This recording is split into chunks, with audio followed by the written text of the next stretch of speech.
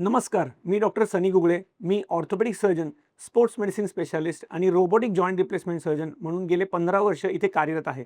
माझं happy joints clinic Pune Swargate इथे आहे.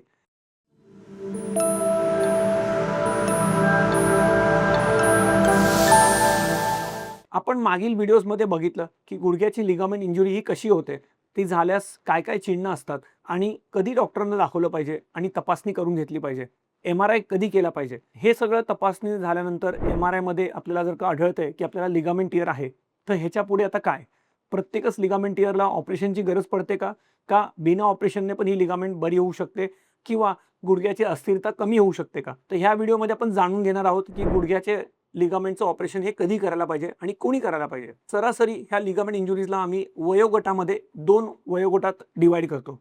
एक म्हणजे ॲक्टिव्ह लाईफस्टाईल असलेलं वय, म्हणजे सरासरी 20 वर्षापासून ते 40 ते 45 वर्षापर्यंत आपली ॲक्टिव्ह लाईफस्टाईल असते.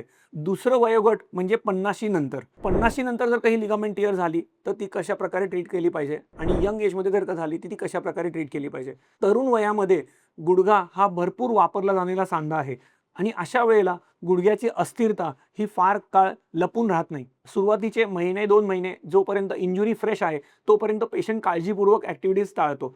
एकदा हा पिरियड फेड झाला, त्यानंतर पेशंट्स ॲक्टिव्हिटीज वाढवतो आणि चालताना, फिरताना, दगदग करताना, जिने चढ-उतर करताना, खाली बसून करताना, ओबड-धोबड रस्त्यावर चालताना, चढ-उतारावर चालताना, ह्या पायामध्ये जर का ती लिगामेंट टिअर असेल, तर त्या पेशंटला चालता-फिरताना अस्थिरताही जाणवते आणि अस्थिरता ती जर का जाणवली असेल, तर त्याला डेफिनेटली ऑपरेशन करायला पाहिजे. कुठल्या पेशंट्समध्ये ऑपरेशनची गरज नाही. ज्या पेशंट्समध्ये सिडेंटरी लाईफस्टाईल आहे, म्हणजे गुडघ्यावरती फार जास्त येणारा भार नाहीये.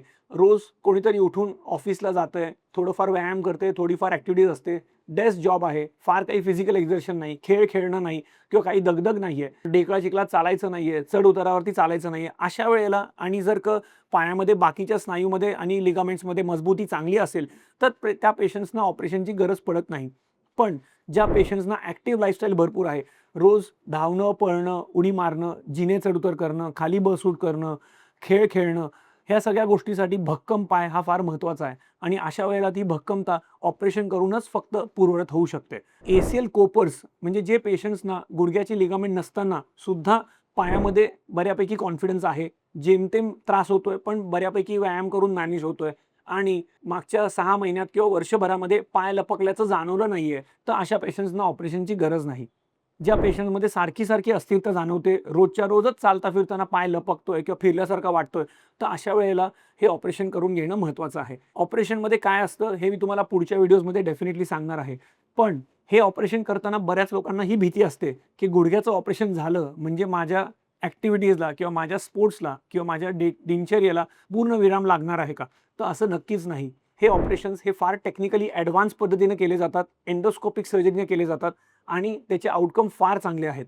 जर का तुम्ही डॉक्टरांनी सांगितल्याप्रमाणे योग्य ट्रीटमेंट करून, प्रॉपर ऑपरेशन करून, जर का ऑपरेशनच्या नंतर होणारा एक्सरसाइज आणि रिहॅब व्यवस्थित प्रमाणात केला, तर डेफिनेटली ॲक्टिव्हिटीज तुम्ही फंक्शनल ॲक्टिव्हिटीज तुम्ही चालू करू शकता आणि जर का खेळाडू असेल, तर साधारणतः 7-8 महिन्यानंतर तुम्ही खेळही चालू करू शकता. दुसरं वयोगट म्हणजे 50 वर्षानंतर जर का ही दुखापत झाली असेल, बऱ्याच पेशंटमध्ये आम्ही बघतो की गुडघ्यामध्ये झीज आहे आणि झीज असताना चालता फिरताना पाय चमकला, जसं आपण बघितलं की गादी पण फाटते, तशी ही लिगामेंट पण तुटते.